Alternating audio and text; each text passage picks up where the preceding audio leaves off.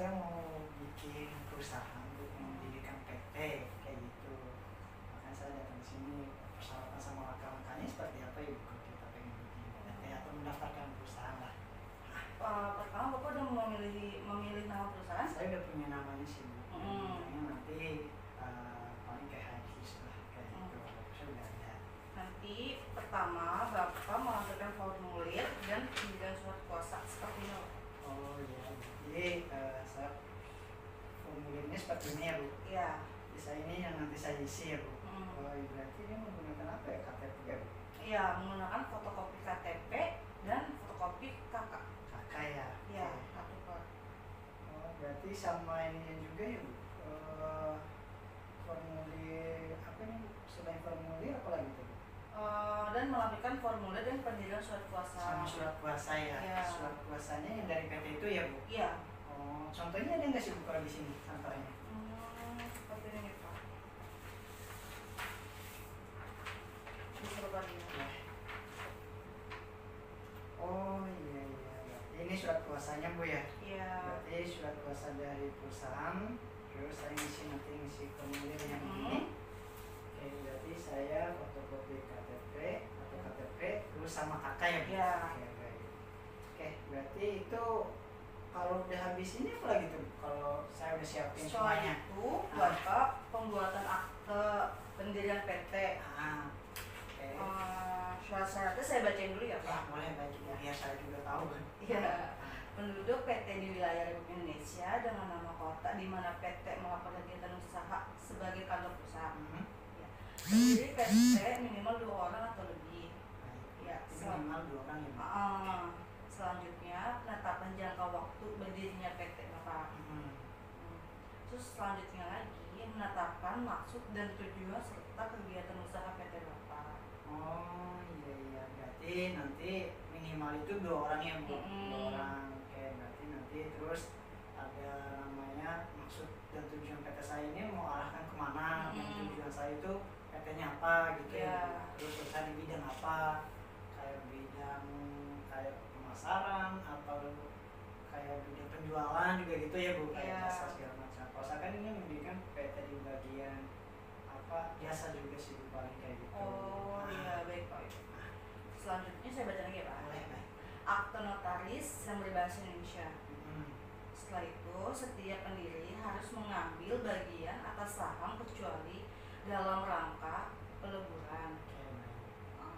Selanjutnya modal usaha minimal 50 juta ya, dan modal disetor minimal 25% dari modal dasar. Berarti itu minimalnya 50 juta ya bu? Iya. Berarti kalau kita belum nyampe 50 juta itu belum bisa? Iya. Karena minimalnya 50 juta ya kalau bikin perusahaannya bu? Iya. Berarti itu 50 juta untuk tadi disetorkan berapa ya bu? 25% ya? Dari modal dasar. Oh iya. Terus minimal 1 orang direktur dan 1 orang komisaris. 1 direktur, 1 komisaris. Ya. Berarti yang namanya tadi minimal 2 berarti itu ya bu? Iya.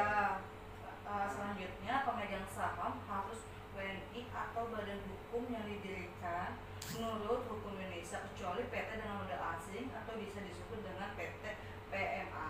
Oh iya, baik. Oke. Berarti intinya kan kalau saya daftar ke sini berarti saya minimal 2 orang kayak gitu. Yang tadi kan pertama saya harus punya nama dulu tuh bu. Iya. Nama perusahaan dan bidang perusahaan saya kan apa. Iya. Nah, persyaratannya tadi tahu kayak saya harus ngisi formulirnya, terus bawa surat kuasanya juga dari PT, terus KTP saya, terus fotokopinya sama kakak ya bu ya. Iya. Ya setelah itu ya persyaratan selanjutnya kayak minimal 2 ya bu. Iya. Setelah itu modalnya 50 juta. Itu nanti 20% bukan 25 tadi ya bu? 25% ya. Dari modal dasar saya. Oke, baik. Oke, berarti kalau itu semua nanti udah terurus, udah selesai, itu langkah selanjutnya apa lagi ya? Bapak harus pembuatan surat domisili yang bisa disebut itu SKDP. Oh, SKDP bu. Iya. Itu berarti sekitar daerah saya apa sekitar perusahaan saya bu? Perusahaan juga perlu Berarti samping PT saya bu? Iya. Berarti itu tempat di mana PT saya berdiri ya? Mm. Oh iya. Berarti nanti saya mintanya kayak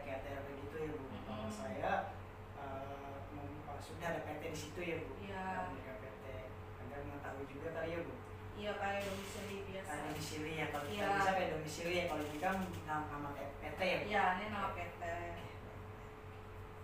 Setelah itu Bapak mengajukan SKDP, Pak. SKDP. Ya, perusahaan juga perlu memperoleh surat domisili SKDP dari pemerintah setempat, ya kan? SKDP itu menunjukkan lokasi tempat usaha perusahaan berada. Ya, yang tadi saya bilang itu ya. Iya. Oke, setelah itu kalau saya udah dapat semuanya, udah daftar juga, udah domisili, itu siapa lagi ya? Bapak harus punya NPWP, tapi NPWP atas nama perusahaan. Kalau NPWP sendiri nggak bisa ya? Nggak bisa. Nggak bisa, karena berarti harus benar-benar NPWP perusahaannya. Iya. Oke, baik. Berarti nanti setelah semuanya ini udah selesai, berarti saya bikin NPWP. Iya, Bapak. NPWP sekarang bisa bikin online juga ya, Bu? Bisa. Bisa ya, berarti nanti melalui online ya. Iya. Sekarang gampang juga kali Bu ya. Nah, berarti NPWP nama perusahaan ya, Bu? Iya, nama perusahaan, jangan nama Bapak pribadi. Iya, kalau saya juga kan udah ada. Iya. Oke, setelah itu apa lagi prosesnya? Setelah itu Bapak pengesahan pendirian perseroan terbatas. Terbatas PT ya, Bu? Iya. Kalau udah selesai. Setelah semua syarat selesai, Menteri Hukum dan Hak Asasi Manusia akan mengesahkan pendirian perusahaan dengan mengeluarkan surat keputusan Menteri Hukum dan Hak Asasi Manusia tentang pengesahan pendirian perseroan terbatas. Nanti kalau selesai udah semuanya, Bapak itu kalau ini nggak Bu, nanti saya daftar ke apa sih kalau sekarang itu Bu? Bapak harus pendaftaran izin usaha dulu, Pak. Perseroan terbatas melalui sistem online single. Iya, itu yang disebut OSS. OSS ya Bu. Iya. Sekarang udah harus bikin ke situ juga ya, harus kita daftarkan ya. Iya. Jadi semua kalangan juga harus bikin ke OSS juga ya, harus didaftarkan ke situ ya Bu. Iya, Pak. Itu buat dapatin kayaknya dapat ini ya Bu, di situ juga ya. Oke. OSS itu apa udah Pak? OSS tahu sih, maksudnya paling cuma hanya daftar buat daftar doang. Iya, kategorinya apa aja? Belum sih kalau itu. Kayak UMK, non UMK. Itu semuanya harus ke situ semua ya Bu? Iya. Kayak orang perseorangan, badan usaha, badan usaha dan kantor perwakilan dan badan usaha luar negeri. Iya, berarti semua sekarang harus kita daftarkan ke situ semua ya Bu? Iya. Emang ada manfaatnya nggak sih Bu kalau kita bikin daftar ke OSS? Emang kalau daftar ke OSS itu alasannya apa ya Bu? Ada Pak alasannya. Kalau dulu kan nggak pernah ya, kalau sekarang kan harus ke OSS ya Bu? Itu untuk mengurangi proses perizinan Pak. Berarti lebih gampang ya, nggak ribet Iya. kayak manual gitu ya Bu? Kayak sistem OSS itu memungkinkan perusahaan untuk mengurus seluruh perizinan secara online. Sehingga mengurangi perusahaan perizinan yang terlalu rumit dan memakan waktu. Berarti itu buat ngurangin waktu juga sih Bu ya? Iya. Jadi cepat ya? Terus dapatkan NIK-nya. Nomor induk berusaha ya? Iya. Berarti dari situ juga ada dapatnya Bu ya? Dengan mendapatkan PT ke OSS, pemilik usaha dapat memperoleh NIP, yaitu nomor induk berusaha, dan berfungsi sebagai identitas perusahaan dan tanda daftar perusahaan. Gimana Pak, dari penjelasan saya ada yang mau ditanya? Atau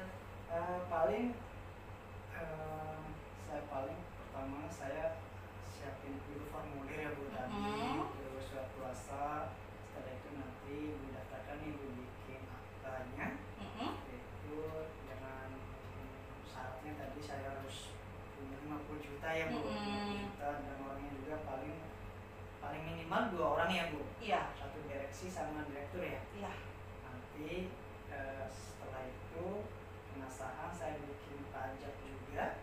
Pajaknya perusahaan tadi ya Bu? Iya. Kalau udah selesai perusahaan pajak, saya bikin domisili juga ya? Iya. Domisili PT ya? Iya, domisili PT. Nanti terakhir saya daftarin ke OSS yang tadi ya Bu? Oke, baik. Paling itu aja sih Bu. Udah cukup Pak? Udah Cukup ya? Oke, makasih banyak Bu waktunya. Makasih merepotin. Iya, makasih ya Pak. Ya, sama-sama Bu. Pak, selamat pagi. Ada yang bisa saya bantu Pak? Baik Pak, saya dari Universitas Pamulang. Saya mau daftar SKDP, apa saja persyaratannya Pak?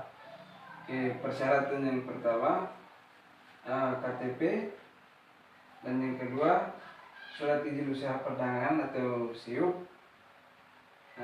ada akta pendiri bagi badan usaha. Dan yang kedua ada dokumen pendukung seperti laporan keuangan, dokumen pendukung terkait jenis pajak yang akan dibayarkan, misalnya bukti pembelian barang dan jasa. Yang ketiga surat kuasa jika pengurusan dilakukan oleh pihak lain. Dan yang terakhir itu ada bukti pembayaran pajak tahunan dan setoran pajak atau SSP yang diisi dan ditentang. Apakah ada persyaratan lain dari si persyaratan itu, Pak? Itu persyaratan umumnya, Pak. Oh, ya, baik, Pak. Mungkin itu saja yang saya bisa tanya, Pak. Terima kasih atas. Selanjutnya, saya Zikril Agung-Nugraha akan menjelaskan cara pembuatan NPWP secara online. Saat ini, Direktorat Jenderal Pajak menyediakan layanan pembuatan NPWP secara individu maupun NPWP perusahaan secara online dengan langkah seperti berikut. Yang pertama, mengakses aplikasi atau situs resmi Direktorat Jenderal Pajak dan mengisi formulir pendaftaran NPWP secara online. Yang kedua, pastikan untuk menyiapkan dokumen seperti kartu tanda penduduk atau KTP, kartu keluarga atau KK, dan surat izin usaha jika berlaku. Yang ketiga, mengisi formulir pendaftaran dengan lengkap dan benar. Pastikan data diinput sesuai dengan identitas diri yang dimiliki. Yang keempat, setelah mengisi formulir, Anda perlu menunggu proses verifikasi data dari DJP. Dan kelima, jika proses verifikasi berhasil, NPWP akan diberikan dan Anda bisa mengambilnya di kantor pelayanan. Berikut tutorial pembuatan NPWP secara online. Nah, jadi kemarin itu saya ke kantor pajak untuk buat NPWP. Tapi kata petugasnya harus daftar atau buat secara online. Nah, bagaimana sih cara daftar atau cara buat NPWP secara online? Nah, ini bisa dilakukan sendiri ya. Kalian bisa menggunakan laptop, komputer, atau bahkan HP yang kalian pakai saat ini. Oke, di sini langsung aja kita login atau akses webnya ya. Kita masuk dulu ke Google. Nah, teman-teman, di Google kalian cari aja buat NPWP online ya.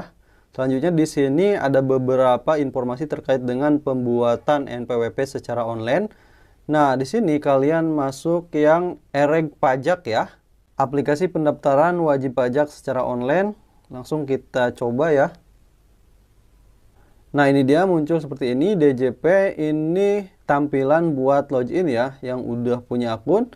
Oke, di sini ada informasi nih. Yang belum punya akun tinggal daftar aja untuk wajib pajak baru. Nah, ini ya, daftar. Oke, selanjutnya di sini pendaftaran akun langkah 1 dari 2. Pertama, di sini masukkan alamat email dan nanti tinggal lanjutkan. Lanjutkannya di sini ya, ada di pojok ini, pojok kanan. Lanjut daftar ya. Kita masukkan dulu emailnya. Oke, kalian akan mendapatkan notifikasi seperti ini. Sukses, terima kasih Anda telah selesai melakukan langkah 1 dari pendaftaran akun di sistem kami. Selanjutnya, kita perlu cek email untuk melanjutkan pendaftaran ke tahap selanjutnya. Oke teman-teman, ini dia untuk emailnya ya. Jadi kita perlu melanjutkan dengan mengklik link yang ada di sini. Nah, jadi di sini kita perlu mengisi untuk jenis NPWP ada nama, kemudian untuk email otomatis terisi ya. Kita perlu juga membuat password, kemudian perlu memasukkan nomor HP, dan kita harus request kode OTP ya. Setelah request, nanti kita perlu validasi kode OTP-nya. Dan di sini di bawah ada pertanyaan keamanan juga ya. Silahkan kalian isi sampai selesai. Oke teman-teman, di sini saya telah menyelesaikan tahap 2. Ini ada informasinya ya. Kita perbesar aja. Selanjutnya, silahkan cek email Anda. Oke, langsung kita cek emailnya. Nah, untuk isi emailnya seperti ini. Sistem kami menerima permintaan pendaftaran akun untuk Anda. Untuk mengaktifkan akun Anda, silahkan klik tautan berikut. Jadi ini kurang lebih isi emailnya sama dengan yang pertama ya. Oke, langsung aja kita lanjutkan dengan klik link aktivasi. Oke, di sini ada informasi. Selamat, akun atas nama telah berhasil dibuat. Fasilitas pertama yang dapat Anda nikmati melalui sistem kami adalah pendaftaran NPWP. Nah, jadi yang tadi itu teman-teman baru melakukan pendaftaran akun ya. Nah, kalau misalkan udah terdaftar akunnya, barulah kita lanjut ke pendaftaran NPWP. Nah, di sini ada informasi, klik di sini untuk melalui pendaftaran NPWP. Kita lanjut pendaftaran NPWP-nya. Nah, karena tadi udah buat ya untuk akunnya, tinggal masukkan email dan juga passwordnya. Selanjutnya masukkan juga kode captcha ya yang sesuai. Oke, di sini saya sudah input untuk data loginnya. Di sini langsung kita coba login ya. Oke, kita lanjut ke pengisian data nih, formulir registrasi data NPWP. Di sini ada kategori identitas, penghasilan, kemudian alamat domisili, alamat KTP, alamat usaha, informasi tambahan, kemudian persyaratan. Nah, untuk identitas di sini informasi yang perlu diisi ada nama wajib pajak, kemudian juga ada tempat tanggal lahir, jenis kelamin, sampai dengan di sini ada juga nomor kartu keluarga. Nah, nanti perlu validasi data, ada nomor telepon. Kemudian kalau email di sini sudah otomatis terisi ya, yang pertama kita daftarkan. Nah, di sini kan ada beberapa data yang perlu kalian isi ya, termasuk di sini nanti ada penghasilan, alamat domisili, alamat KTP, ada juga alamat usaha, ada info tambahan, persyaratan, pernyataan. Itu silakan kalian isi semua dengan benar ya, sampai dengan selesai ke tahap akhir, yaitu ada PP55 ya. Nah, kalau misalkan di info tambahan, nah ini informasi yang ada di info tambahan, yaitu terkait dengan kisaran penghasilan per bulan ya. Jadi silahkan kalian pilih aja, selanjutnya tinggal kalian klik aja next. Oke, ini tahap akhirnya dari semua pengisian data tadi ya, yaitu pemberitahuan mengikuti tarif umum PP55. Jadi isinya seperti ini, tinggal kalian checklist aja, selanjutnya tinggal kalian simpan. Oke, jika udah semua datanya diisi, maka tampilannya seperti ini ya. Statusnya di sini lengkap. Selanjutnya ada nomor transaksi, kemudian ada KPP atau kantor pajak tempat kalian, dan di sini ada aksi. Saya zoom aja ya di sini untuk aksinya. Nah, di sini rekam atau edit formulir atau juga kirim permohonan. Jadi setelah semuanya lengkap, kalian perlu kirim permohonan. Nah, ini untuk keterangannya, pilih rekam atau edit formulir, kemudian klik kirim token. Lalu masukkan token yang dikirim ke alamat email. Pendaftaran dianggap selesai jika status pendaftaran adalah verifikasi. Nah, ini kan status pendaftarannya masih lengkap ya, belum verifikasi. Jadi kita harus ajukan permohonan dulu. Nah, status verifikasi artinya Anda sudah berhasil mendapatkan NPWP dan NPWP tersebut dapat digunakan untuk melaporkan dan pembayaran pajak. Oke, jadi di sini kita minta token dulu ya. Ini klik aja bagian minta token. Oke, setelah kalian minta token tadi, silahkan kalian cek email yang terdaftar ya. Di sini akan dikirim kode token untuk mengajukan permohonan pembuatan NPWP. Ini tinggal masukkan aja di bagian permohonan ya. Nah, masuk lagi ke bagian ini karena udah dapat token. Di sini kalian klik aja bagian kirim permohonan ya. Oke, selanjutnya muncul seperti ini, surat pernyataan perolehan informasi pajak. Nah, ini kalian tinggal checklist aja ya. Selanjutnya di sini di bagian isi token, kalian masukkan token yang kalian dapatkan di email tadi. Selanjutnya klik bagian kirim. Nah, teman-teman, jika berhasil, kalian akan mendapatkan notifikasi seperti ini. Anda terdaftar sebagai wajib pajak Direktorat Jenderal Pajak dengan nomor pokok wajib pajak. Nah, di situ akan ada nomor pokok wajib pajaknya ya. Di KPP tempat kalian pendaftaran. Nah, kemudian di bawahnya informasi di atas juga dikirim via email sesuai dengan alamat email yang terdaftar di aplikasi ini.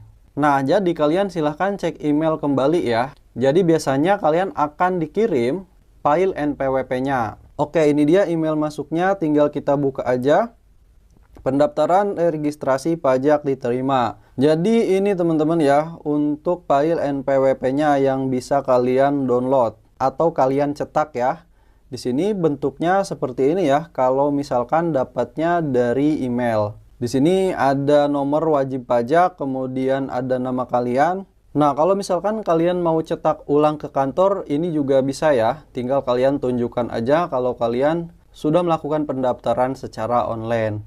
Oke teman-teman, itu aja untuk video kali ini terkait dengan cara daftar NPWP online ya. Jadi cukup menggunakan HP.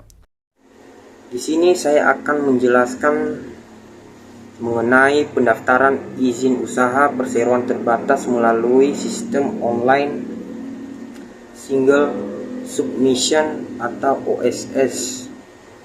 Perusahaan harus mendaftarkan hak akses login ke dalam situs, mengajukan permohonan izin pembuatan usaha, dan menyerahkan formulir pendaftaran izin pembuatan.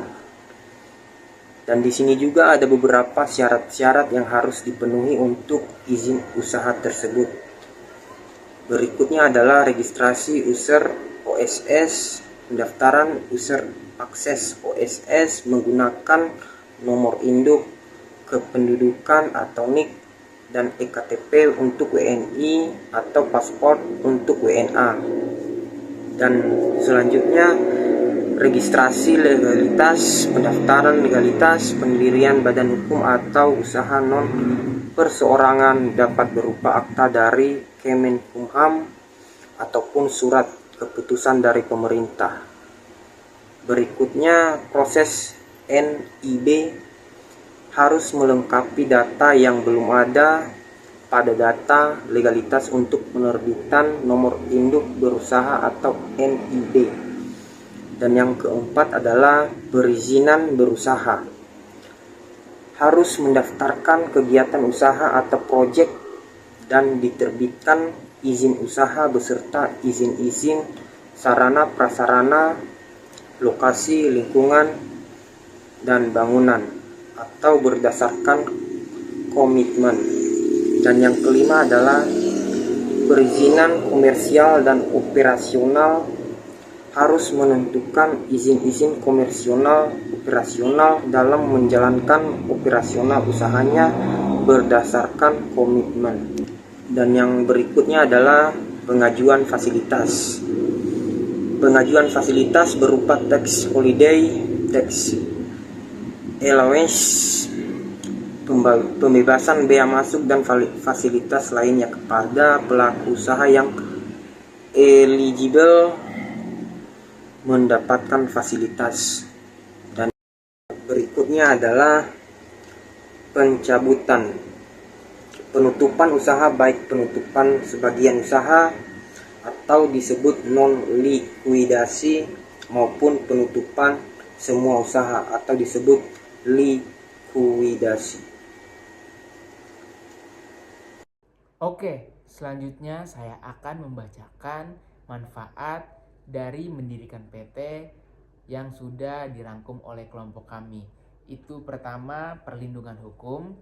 PT memiliki badan hukum yang terpisah dari pemilik sehingga tanggung jawabnya terbatas. Kemudian ada kemudahan berusaha, proses administratif lebih mudah, akses permodalan dan peluang bisnis lebih luas. Yang ketiga, kredibilitas bisnis. PT dianggap lebih profesional, dapat menarik minat investor dan mitra bisnis. Oke, jadi itu dia beberapa langkah-langkah yang perlu kita perhatikan untuk membuat sebuah PT. Sekian video dari kami. Mohon maaf bila ada kekurangan. Sampai bertemu lagi di video-video selanjutnya.